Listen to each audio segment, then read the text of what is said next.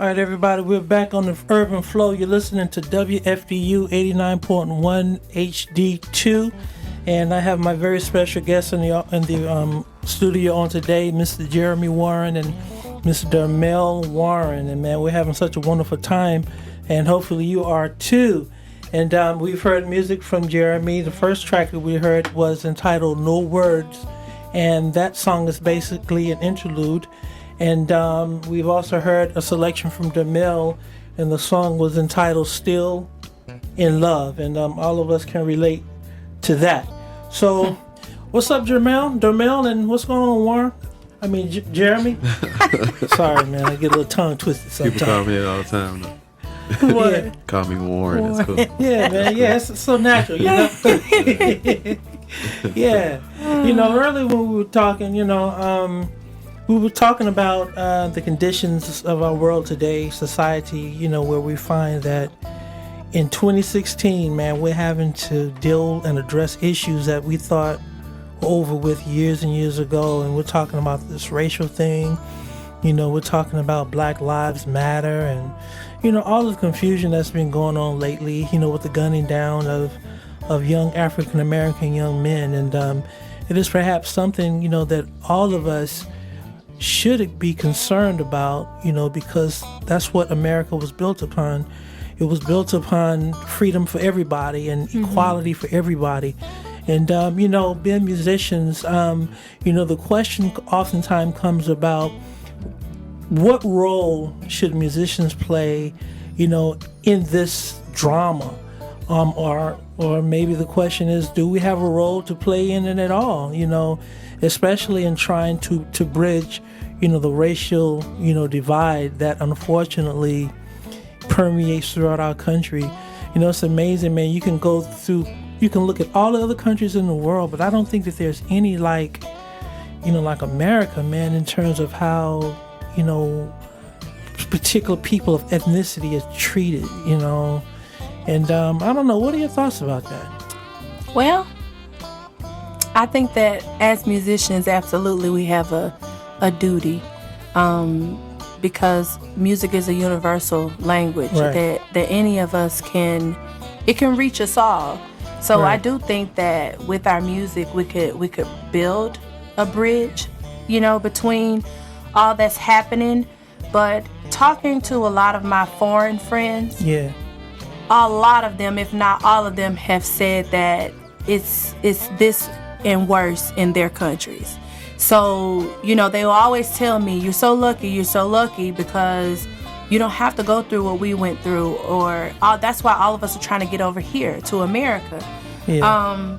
But I just think that with the atrocities that's going on now, it's just more prevalent now than it was before for us. So it seems like it's getting worse. I mean, it really is. And and to be real, a lot of people don't like to talk about it, but Revelations is starting to come to pass with all the chaos in the world and the weather change, and all of this stuff has been spoken in God's word already. Yeah.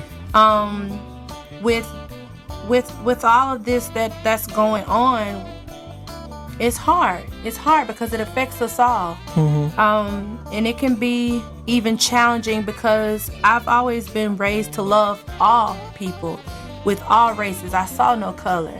But when you're treated like a person of color and you're treated different from other people, because I've been on the other end of racism. And when I was in college, I went to a majority Caucasian school, and I would have never thought that I would have to endure that. But we used to get drive-bys with people rolling down the windows and saying, the N-word this and go back where you came from. And we got prank calls in our dorms, N-word this and go back where you came from. And I've had people that I took classes with that said that they haven't even seen black people on as equal to them, because the only blacks that they knew were the blacks that worked in their homes as their maids or as their nannies or whatever the case may be. I've seen that. And to be a part of that firsthand, I know that racism exists, but a lot of people are in denial that it exists, and we first have to admit that it exists and then come up with a solution. So with the police officers and things of that nature, I really do think they need to revamp their training sessions. I really think that they need to all, just like any job, we have professional development courses and CEs and continuing ed, so we have to do. I think that police officers need to revisit that and how to work in ethnic areas, how to work with ethnic people, and especially people of color, and how to deal with situations like that without losing a life. Because I know they're taught that, but they're kind of, some of them, I believe, are taking this whole situation as a pass to kind of do what they've been wanting to do for years. Mm-hmm. So it's a lot to touch on. I can't even... I understand. The ideology of racism has really destroyed this country, and it is continuing, to destroy this country. There's variety in everything. When you look at the animal kingdom, there's variety there. When you look at the flowers, there's variety there. I mean, there's variety everywhere. So why is it that, one particular group, think that the other particular group, is inferior just based upon their color? But, I like you. I'm not a racist. I love everybody. I don't see color either. I just see people. Right. I just see people, and what I've noticed. People. Yeah. What I've noticed is that there's strength in diversity. Because you're able to draw off of everyone's experience and knowledge and wealth of understanding. So, the ideology of racism is based in ignorance. Right. It's based upon ignorance, because if I think that just because, well, first of all, if I feel like I'm superior to somebody else, then I got a problem. Right. The problem is not with the other person. No, the problem is with me. And there may be some inferiority complex that I'm dealing with. If I feel like I have to better myself for putting my foot on your neck and keeping you down, then the problem is not with the other person. The problem lies within me. Absolutely. And see, racism knows no color, because, you have people of all ethnicities who experience some essence of racism. It's like, right. So racism in any form, in any color, right, is wrong. Right, because you have Chinese that don't like Japanese, and Japanese that don't like Koreans, and Vietnamese, and they especially, none of them like the Vietnamese, right, because of the Vietnam War. Right. It's just a lot that's tied into all of that. But you're right. We racism. Racism. No matter what color is wrong. It's absolutely wrong. I'm also, Dermel and Jeremy, I'm not one to paint everybody with the same brush. You know what I mean? Because because they're good people in every race and in every ethnicity. You understand what I mean? Mm-hmm. So you just can't say just because one person did something wrong. Or, for example, like with police officers, you just can't put all police officers in the same box. That's true. If one or two decide to act stupid or do something that they have no business doing, because, like it has been said over and over again, there are good people everywhere. Yeah, it takes someone to bring awareness to it, though. There's a woman by the name of Jane Elliott. You ever heard of her? No. She's doing a bunch of different. She's been doing it since the 80s and before. Different series. I got you. I know she is. Yeah. Okay, so I had to do a project for my master's, and which I just culminated, but I did it on racism. And when I started doing all this research and I looked her up, she has a bunch of videos out there. But what she does is go around to different places all over the U.S. and she gets a group of whites together. I mean, she had a few blacks and a few other cultures, but she mainly had whites there. And she did an experiment on their eye color. Mm-hmm. They did discrimination. It was considered a racism exercise, but they did it on their eye color. She separated them from blue eyes to brown eyes, and she told them you have to mistreat this, the brown eyes because they're not blue, and blue eyes are beautiful, and blue eyes are this and that.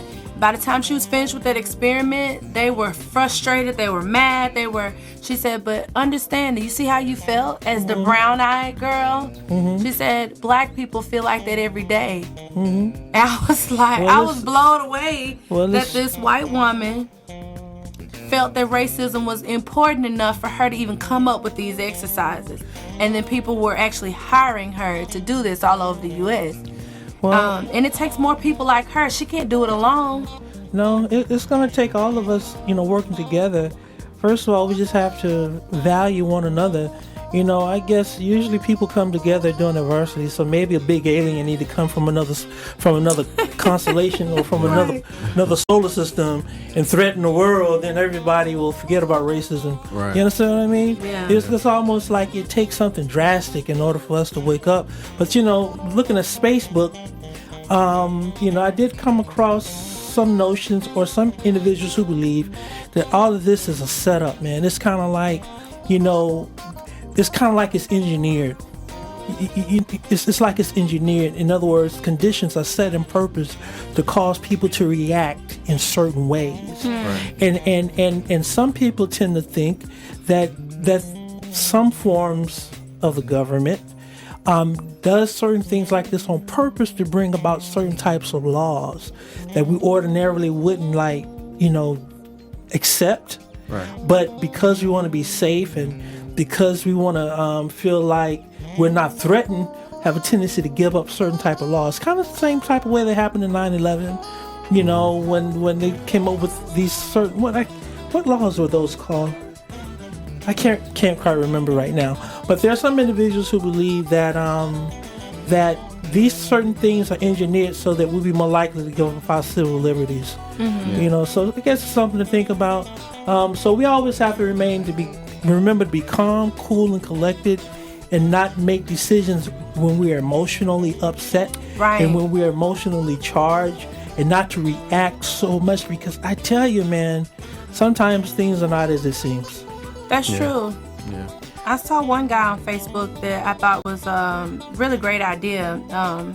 He was stating that, if you're especially a man of color, if you're about to get pulled over, he said, already have your stuff already pulled out so that they won't say, oh, you're reaching for anything, because he would say, that they're pulling you over. Already have your license, registration, insurance already pulled out and ready. If you're licensed to carry, already have it out and have the gun unconcealed. Wow. And I was like, well, I mean, you never know. Things still can go south. But I was like, well, I guess that's a start, Yeah. They can't say you're reaching for anything if you already have it out.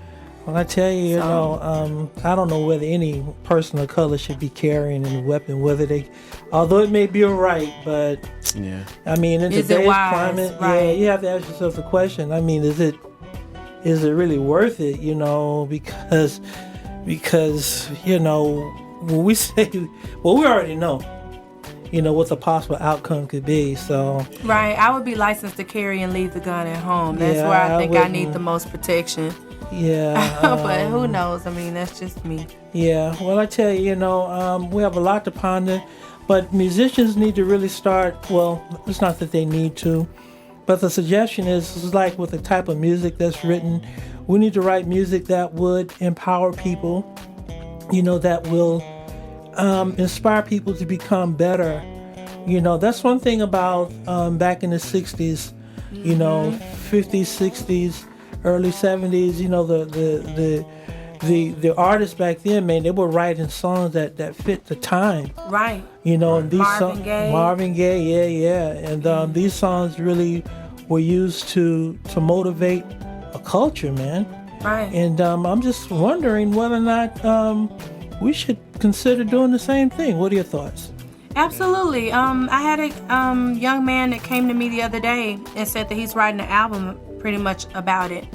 And he wanted me to participate. So he wrote the words. He just wants me to record my leads and my background vocals because he heard me singing on that song. So we're about to do that his compilation CD together. And I'm really excited about that. His name is James Preston. And he's an amazing keyboard player. And we've worked with him several times. And it's really been hitting him heavy, and he's been wanting to do something for a while now. Yeah. And because he could tell you the atrocities that's going on all over the world. Yeah. And he's really into it, so into making a difference. So I really do believe, and I've even wrote a few things, Right. A few lyrics here or there, just the pressures of the world, Yeah. but I think we can heal with our music. Most definitely. Well, up next we have a track. Hopefully this is the right one. And it's interesting that you mentioned Marvin Gaye, but we have a track entitled What's Going On by Marvin Gaye. Hopefully this is the right one. Everybody listen and enjoy.